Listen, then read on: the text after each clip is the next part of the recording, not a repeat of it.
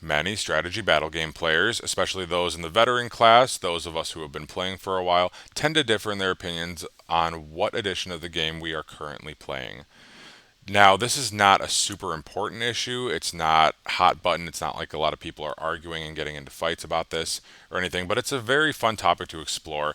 And with the latest edition on the horizon, it's being branded by Games Workshop as Middle Earth Strategy Battle Game, just like the current edition is, while simultaneously having enough reworked and significant changes in it to merit its own title as a separate edition.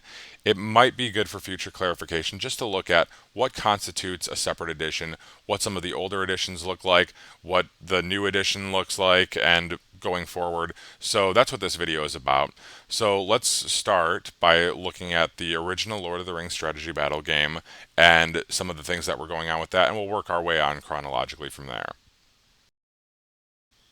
So, like the name suggests, Lord of the Rings strategy battle game is Games Workshop's inaugural attempt at making a game based off of the Peter Jackson Lord of the Rings movies. So, what Games Workshop did was they released one starter set for each of the movies about a month before their respective movies were released in theaters. And so the starter box would come with a corresponding rule book that accompanied their edition, and then the following year they would do it again for the next movie, and then the following year for the last movie. So there were quite a few differences, understandably, because the Fellowship of the Ring was very primitive, especially by today's standards. But then Two Towers came along, and they realized that there was a whole bunch of stuff that we need to correct. And Return of the King, same thing. They reworked a bunch of stuff. The biggest changes, I think, were from Fellowship to Two Towers. For example, when Fellowship of the Ring edition was here, there were no special rules for cavalry. The only thing that made up a cavalry model was they got to move 10 inches and they had a slightly larger base. But there were mounted ring rates at the time, and mounted Boromir, I think, and mounted Isildur. So cavalry rules got introduced into the Two Towers, and then other than that, most of the changes were profile changes. So Fellowship of the Ring book is where you're going to find Fight 9 Elrond and Fight 6 Gilgalad, and then after that they flip-flopped them, and I don't even think Gilgalad went up to Fight 9 right away. I think he was like Fight 7. There was like a profile summary document on the website that was like it superseded whatever was written in the books, and so you kind of just had to like go there for the updated profiles and stuff. But I think Gilgalad might have even gone up to like Fight 7 or 8 before they finally settled him on Fight 9. But Elrond was Fight 9 to begin with, and they dropped him down to 6. So there were some like profile tweaks and stuff. Certainly by today's standard, like if you compare them to today's profiles, they're definitely tweaked. But from like Fellowship to Two Towers, there's some points value adjustments and stuff like that. But then, as far as core mechanical rules, nothing really changed other than the addition of cavalry from Fellowship of the Ring to Two Towers. They added siege rules too, but you can barely call them rules because they were so uh, like almost unplayable. They were kind of weird, and we played them for a while for lack of anything better. But it was their first attempt at trying to make siege rules fit into the game. Siege rules are still kind of a wonky thing that aren't very well written, and they're drastically different yet better at the same time than they were 20 years ago. So that was another change that they did in Two Towers that I don't even know if I would count it really. I would kind of just consider like cavalry to be the biggest addition for Two Towers. And then if we move on to the Return of the King edition, there really weren't a whole lot of changes from Two Towers into Return of the King. There were rules for monstrous mounts because of the Fell Beast being in the movies, and then of course, there was the infamous volley fire, which a lot of people hate, a lot of people love, a lot of people want it to return to the game, and the other half of people absolutely do not. But that was Return of the King, and then other than that, there weren't really many changes to the rules. There was just additions of profiles such as Shelob and Mouth of Sauron, stuff that came into the last movie.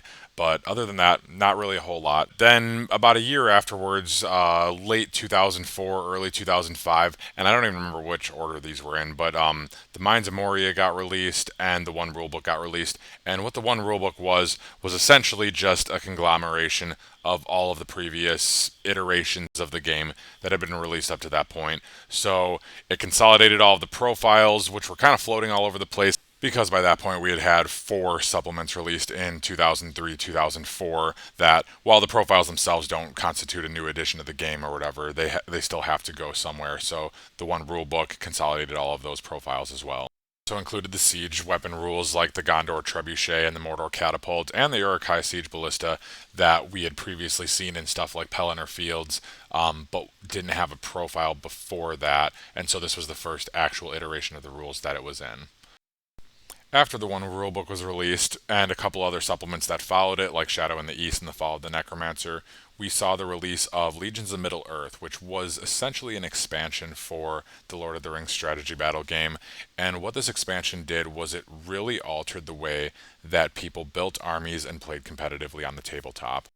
Now, what this expansion and all of its following supplements did was to introduce a new way of building armies that involved allies. So they didn't have an alliance matrix, but they did have lists of allies, and it changed from army to army, and all of the previously existing armies were broken down into smaller factions. You could no longer just ally anything good with anything good and anything evil with anything evil. You had Rivendell into three separate camps, and even though armies didn't exist back then as they do today, you still had sections of the army book that made referencing profiles easier. So Rivendell was all lumped together, and this expansion broke it down into three different factions. Minas Tirith was one separate army in the one rule book, but now it is three separate armies, like Tower of Ithilien, Ranges of Ithilien, that kind of thing.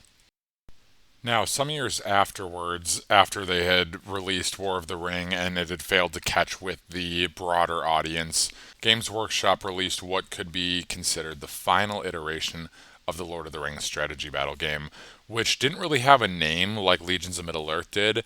Rather, it was just a series of source books. And what those source books did was they introduced, for the first time, warbands into the game. And the warbands back then were a little different than the ones that are in existence today. For example, each hero could lead 12 warriors. There weren't different heroic tiers for different numbers of followers. And then independent heroes were still a thing. They could not lead followers, but there weren't heroes of fortitude, heroes of valor, heroes of legend, or any of that stuff. But warbands were for the first time introduced to the game, and that's when they started to refine those for the Hobbit strategy battle game and the Middle Earth strategy battle game, and they kind of evolved into what we see today. But the supplements all introduced new profiles and warband play for matched play, and it could be considered a separate edition of the game, but it's still branded under Lord of the Rings strategy battle game, and it was kind of just a retweaking of how the game was played competitively in the matched play scene. So that about wraps up the breakdown of the Lord of the Rings strategy battle game, which is by far the most complex and content heavy of all the editions that have come out so far, mostly because it was their first launch of the game, and they had a lot of bugs to rework, just tons of profiles to add. The bulk of the content was created during Lord of the Rings. There was some content made during the Hobbit era, and even in the Middle Earth strategy battle game, they took creative liberties exploring some of the other factions. But by and large, the bulk of the content was in the Lord of the Rings strategy battle game, which required numerous supplements, numerous source books, and then not only that, but they were kind of working out the rules, not only for the actual rules themselves, but for army building, list building, and how that was going to work in the game. So now that we've wrapped that up, let's move on to the Hobbit edition of the game. So in 2012, the Hobbit movies, which at that point were long anticipated, were released, and with it, Games Workshop released their own Hobbit strategy battle game, complete with a starter box called Escape from Goblin Town. And the rules they were branded under the Hobbit strategy battle game, but the actual book was called An Unexpected Journey, is kind of what most people know it as. But that iteration of the rules added stuff like brutal power attacks and special strikes and a couple other things as well, but it took away stuff like volley fire, which a lot of people were happy about, half the people were not happy about. But the rulebook itself, I don't feel was very well written. It was a little choppy in some places, but the biggest setback that I immediately noticed upon opening it was that it didn't include all of the profiles for all of the previous armies that had been released. You still kind of needed the blue rulebook to have profiles for anything that wasn't in the Hobbit films. So the Unexpected Journey rulebook included profiles for things like Goblin Town, Thorin's Company, even Hunter Orcs and Azog and Bolg, and Azog's Hunters, the named captains, and then some Rivendell stuff, the few Rivendell things that you see in the movie, like Elrond and Lindir, Rivendell Knights. It even included Beorn. But really, it was very bare bones as far as profiles. If it wasn't in the Hobbit trilogy, film series, or even if it was like later in Desolation of Smaug or Battle of Five Armies, it wasn't in the book. And for obvious reasons, they didn't have stuff like Army of Lake Town or Iron Hills because we hadn't seen those in the movies yet. This came out in the same year that the first movie came out, so we didn't have those yet. But it also didn't have armies like Minas Tirith, Rohan, Lothlorien, Easterlings, Mordor. It didn't have any of those things. So in order to play those profiles, you either needed to have the one rule book to get those profiles, or like every other supplement to combine in order to get all of the profiles for your army. So it didn't really make a lot of sense to play strictly out of the Hobbit edition of the game, which is why I kind of just glazed over it. And I didn't actually play the Hobbit Edition strategy battle game. I only played the blue rulebook all the way through the Hobbit Edition up until the Middle Earth edition of the rules came out. So it wasn't a really well written book in my opinion, or I shouldn't say well written, but they failed to include a lot of the important stuff that I thought should have been in there. Instead, they spent there was a lot of pages dedicated to you know, painted armies on display from the writers at Games Workshop, that they wanted to display in the book, which is cool. Like I'm all about like a big fat spread of like a cool battle scene, all painted up and everything. I am all about that. But it was a lot of room dedicated to that, and not enough room dedicated to actual army profiles. So I don't think anybody argues, though, at the end of the day, that the Hobbit strategy battle game was basically one edition. They had books for Desolation of Smaug, they had a book for the Battle of Five Armies, and then they had an all encompassing There and Back Again trilogy edition, uh, kind of an expansion book that came out around the same time that the Iron Hills did from Forge World. But overall, there was no rules in any of those Desolation of Smaug, Battle of Five Armies. It was just linked campaigns of scenarios that were from their respective films. So I don't think anybody disagrees that The Hobbit is basically just one edition from 2012 to 2018. And then in 2018, they completely revamped all of it into a much more refined version of the Middle Earth strategy battle game, which is what we are currently playing and loving, at least for a couple more months. But what that edition of the game has been a large rework of how armies are built, the profiles, the heroic tiers all matter now. In addition, they added an alliance matrix, which tells you exactly who you can ally, what the benefits and what the drawbacks are from allying with certain things when you're playing an army. So, a complete reworking of how armies are built, and we're going to see another reworking pretty soon here in the next edition, I think. But I think I'm going to wrap it up right there. I'm not going to spend any time discussing what I think is going to be in the next edition. We do know enough from Games Workshop to realize that this pretty much is a brand new edition of the game. So let's just let that sit there. What I did want to go over, though, is what edition, based on what we've talked about so far, are we on of the game right now? Now, I am of the opinion that the Lord of the Rings strategy battle game makes up one edition in its entirety, not three, four, five editions, even though there were a lot of different things going on, a lot of content being added, a lot of different styles of playing being introduced and actually mandated at some of the competitive events as well.